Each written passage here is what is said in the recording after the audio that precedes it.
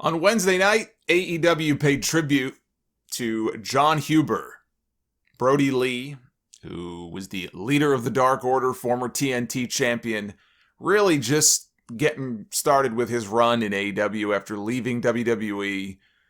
And he passed away the day after Christmas at the age of 41. His lungs failed him. His wife mentioned that he passed away from a non-COVID related lung ailment of some kind.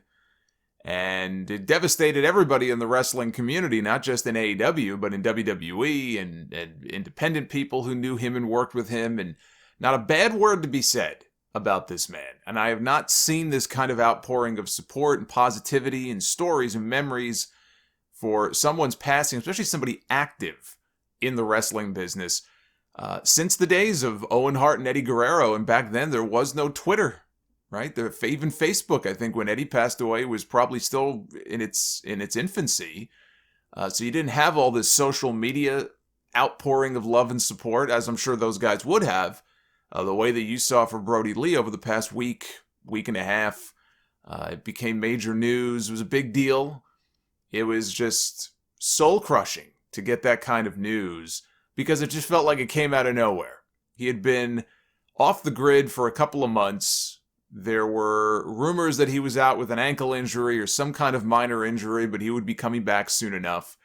But now that you kind of look back on it, it was very strange that they wouldn't even mention him on TV. Nobody was giving any kind of updates.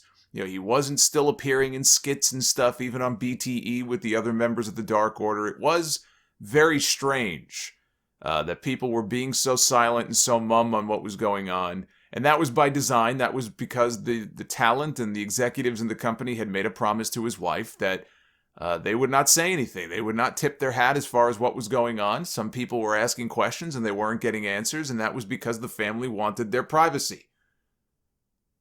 And then on Wednesday night, they produced a tribute show that I thought was the finest 2 hours of television that AEW has ever produced, as sad as it was. And it was a very sad show. It had its moments of levity. It had its moments that were really, really cool, that I don't think anybody who watched that show will ever forget. But I wish none of it had to happen. It's the best show AEW ever did that I wished never happened. But I think everybody in that company who had a hand in being part of that and paying tribute should be very proud of what they put together. Now, per PW Insider, Tony Khan wrote the show and put it all together himself. He wanted to put out something that would be meaningful, and he stayed awake over 48 hours straight between the writing of the show and all the other responsibilities that he has, because AEW is not his only responsibility. So he was putting everything he could into making sure that this show came out in a way that the fans, but also the family, would appreciate. We had an appearance on the show, and this was probably the best segment outside of what they did with Brodie's son at the very end. There was a match on the show that involved MJF and members of the Inner Circle, and they were taking on, I think it was the Hangman Page and the other members of the Dark Order, John Silver, Alex Reynolds. There was an Eric Redbeard appearance. The former Eric Rowan, good friend of John Huber, former tag team partner with Luke Harper in WWE, member of the Wyatt family. He's kind of been doing his own thing since leaving the company. And he made an appearance at Daly's place to fight off Wardlow when he got involved in the match and fought him to the back. And when the match was over, he came back out. He had a giant sign that was, talking about, rest in peace, brother. We'll see each other again one day. It was something along those lines. And he was very emotional. And he was hugging, John Silver and the other members of the Dark Order. And, we've never seen him, certainly on television before, be that emotional, but you can understand why he would be. It was a very, very emotional segment, appearance.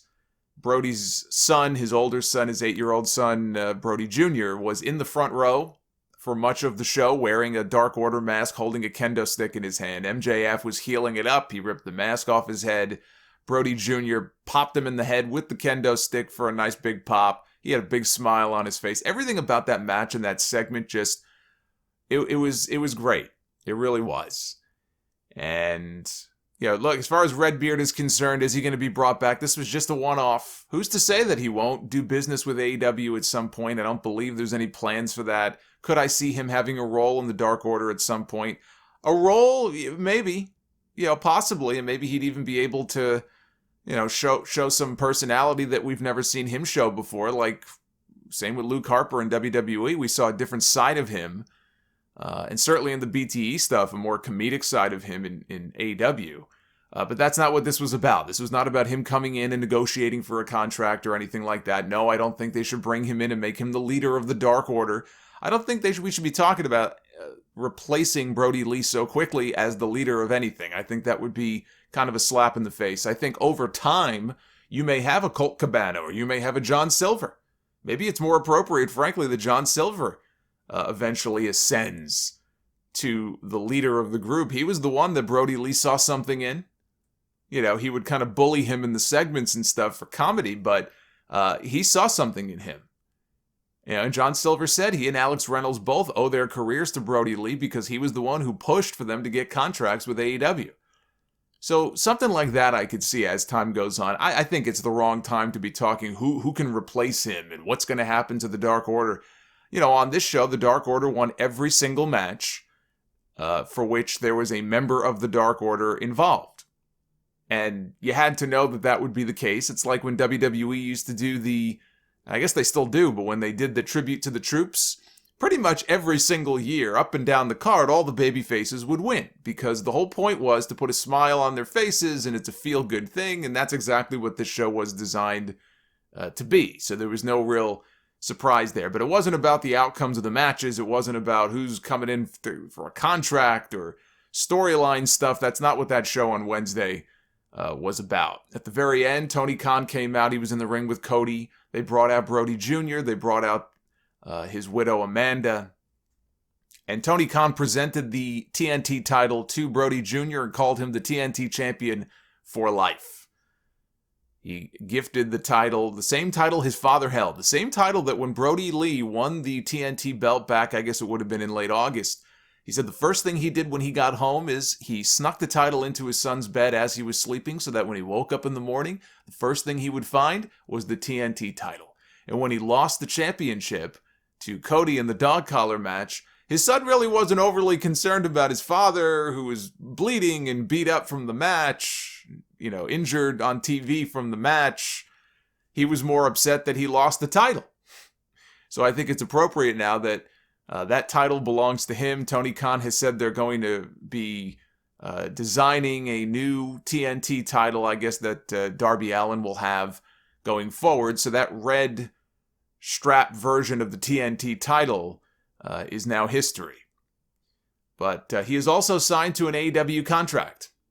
Brodie Jr. is signed to a legitimate AEW contract so that when he grows up, if he wants to become a wrestler, if this is the field that he wants to pursue, and he wants to follow in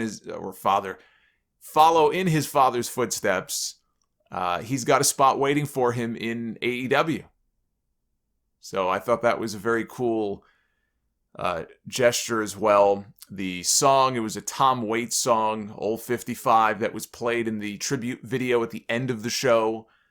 Tony Khan bought the rights to the song in perpetuity so that the company will always have the rights for it no matter what, no matter how many years go by. And on all their media, if anybody wants to watch the video, if they want to replay the video, they won't have to, dub new music over it. So that's something that he took care of. I mentioned the tribute shirt on Pro Wrestling Tees, shopaew.com. Fastest selling shirt in less than a 2-hour period in the history of that website, with all the proceeds going to benefit the family. There was a New Year's Eve party that AEW held. Footage was leaked from that party. Brian Pillman Jr. and some other people put out some video from it.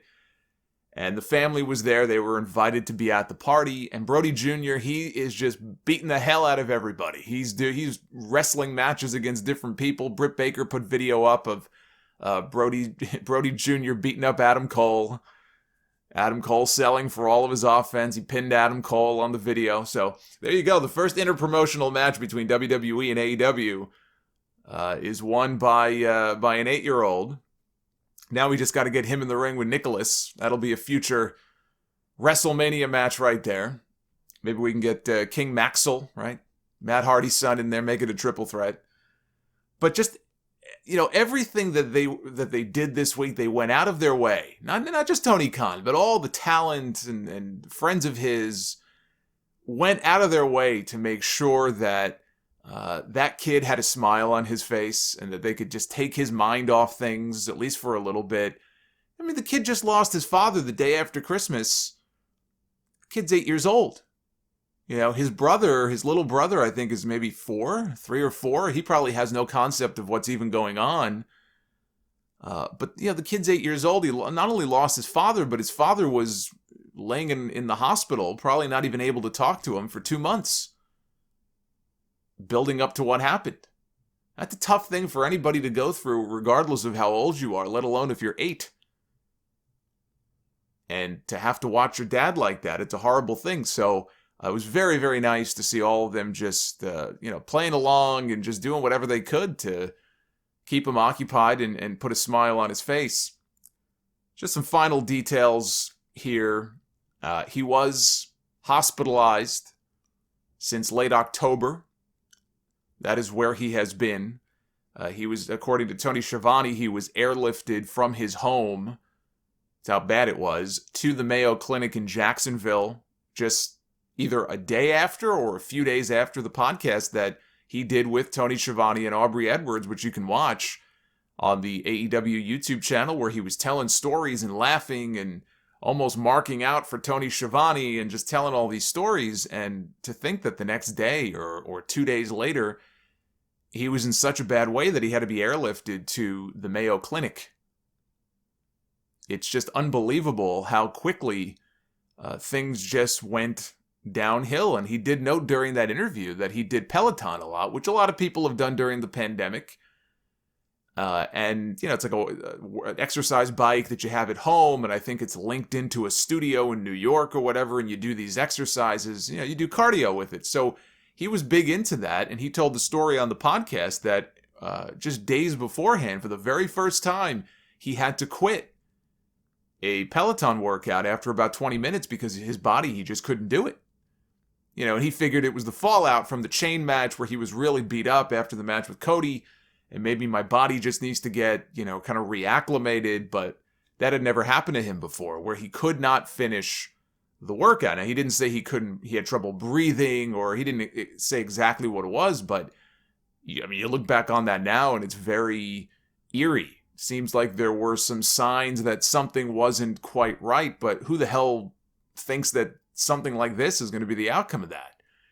You work out, you get tired, you stop, you figure, okay, my body is run down and I'll get back at it in a few days, or I'll get back at it in a few weeks. But now in hindsight, to go back and hear him tell that story is very eerie. Now, Jim Ross on his Grill and JR podcast said that he was told it was double lung failure, and it was so bad that he did not even qualify for a transplant. So the fact that they were even considering a lung or a double lung transplant in the first place is obviously, horrifying. And the fact that he was so bad off he didn't even qualify, it's just awful. And per the Observer, and Huber's wife said as much here on her Instagram, but per the Observer, doctors were just testing him over and over and over again in the hospital. Every COVID test imaginable, because there's a bunch of different ones. You got the nasal swab, and I think there's a saliva one. And there's a whole bunch of different tests. There's also the antibodies test, where they can check to see if you had COVID. Even if you don't realize you did, they can check. I don't know how far back they can check, but they could check to see if you had COVID. Every single one of these tests came back negative. They kept checking and checking and checking, because you would think, well, that may be the most obvious answer for why an otherwise seemingly healthy 41-year-old would succumb to a lung ailment. And they did. They checked into all of these things, and every single test came back negative. There was no indication of COVID or anything.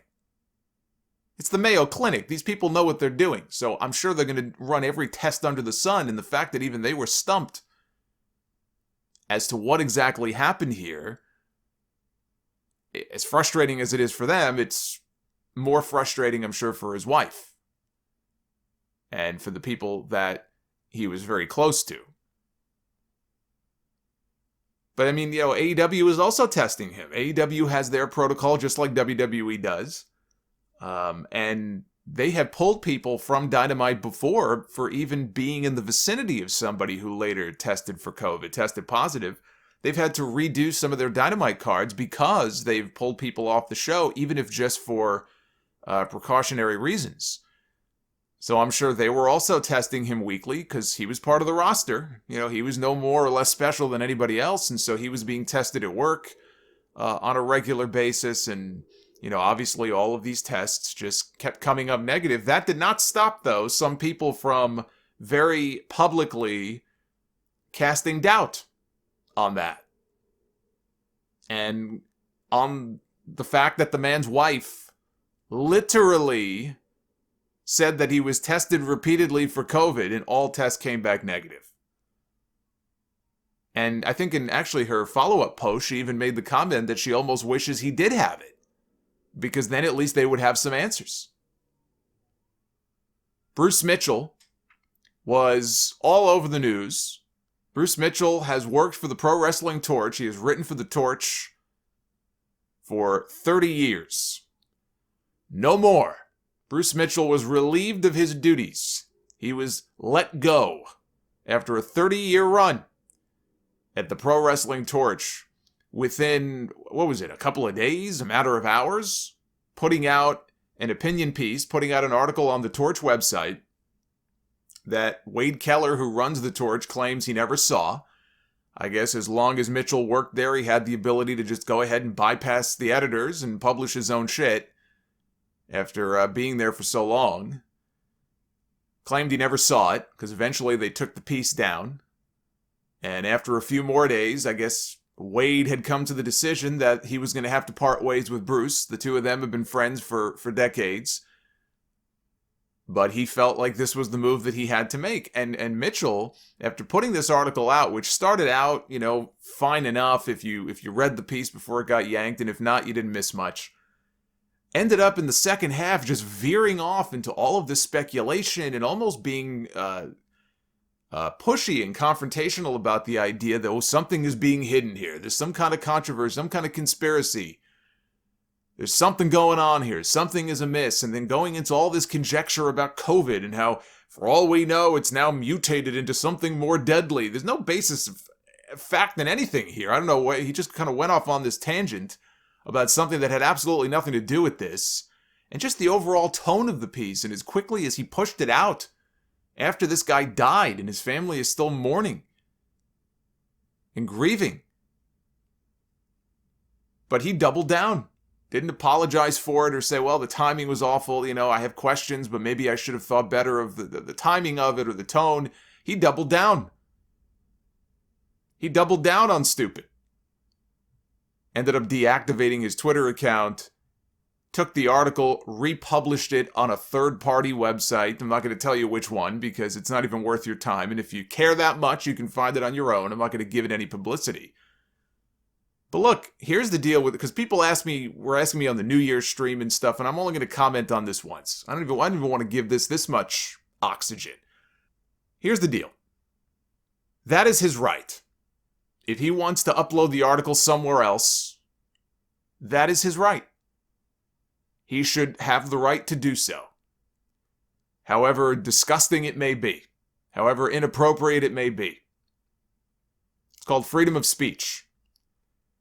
But just as he has freedom of speech to express his opinion, not unlike what I do here on this show, Wade Keller has the right to disassociate himself and his website from those views, especially if it negatively affects his business, which I'm sure it did, because you had a lot of people all across social media saying that they had unsubbed or were going to unsub from the Torch because of this.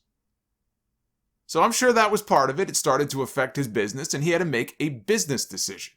Even though he and this guy have been, friends for however many years, he had a business decision that had to be made. It is one thing to want answers and to state your opinion. It's another thing to double down and act sanctimonious about the entire thing. He pissed away a 30-year career for no good reason. There may or may not be a time and a place to raise questions, but if you read the thing, it felt just rushed out for the sake of being rushed because he wanted to be the first person to make this point. Right down to the spelling errors that went unchecked. It's like, I don't even think he looked at it, let alone Keller or anybody else. We got to get this out as quickly as possible. We've got questions that need to be raised, and I'm going to be first to do it. The fact that Huber's widow even felt the need on her Instagram story. She never mentioned Mitchell by name, but she even felt the need to come out and address this. When her husband had not even been dead for a full week, is revolting. I mean, look, I'm as curious as anybody to know exactly what the hell happened here. Why did this have to happen? And you know what? Maybe one day the family will give us an answer. If and when they actually have one. And if they don't, then that is their prerogative. Guess what? His wife said it wasn't COVID. She says he was tested repeatedly and all tests came back negative. At that point, leave the fucking family alone and let them grieve. It isn't any of your business if they don't want you to know anything more beyond that. You are owed nothing. You have no right to his personal medical information.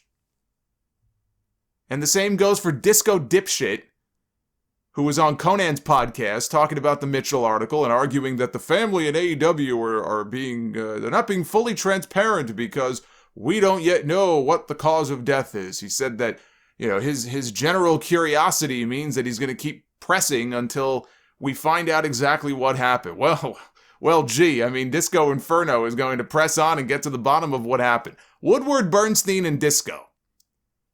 I'm sure he will. It's not as if he has anything else to do these days. Man's wife just became a single mom to 2 young kids. A week ago. You have the right to be curious. You have the right to be frustrated and want answers. But it is not your family. It is not your husband. It is not your father. It is not your brother. As Tony Soprano told his wife in the middle of their divorce, you're entitled to shit.